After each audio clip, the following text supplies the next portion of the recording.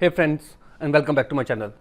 This video is all about fixing the issue you are having with an pop-up that's saying you will need a new app to open this MS Gaming Overlay. So without wasting time, let's go ahead and directly proceed with the resolution. Let's start with the basic troubleshooting steps.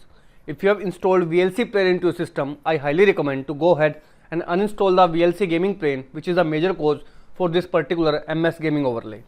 And if you want to keep the VLC player, make sure you turn off the hardware acceleration decoding, which you will find under the preference right in the VLC player. Now after doing these steps, doesn't fix the issue, let's proceed with the next step. Click on Start menu and type PowerShell. Choose the option Run as Administrator. Now in PowerShell, you need to type commands one by one. First one is go ahead, copy this command from the description of this video, paste right over here, Ctrl+V key, and then hit the Enter key. Now wait for it to completely finished.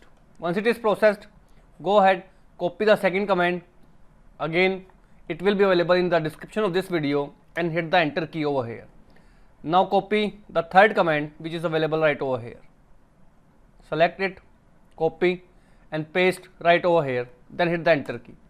After doing these three commands, go ahead, restart your PC, and the issue of MS Gaming Overlay will be completely fixed out by now. So this is all about it, friends. If this video works out for you, I request you to please click on the subscribe button and turn on the bell notification icon to continue receiving updates from my channel. Thank you so much, friends. Thank you for watching.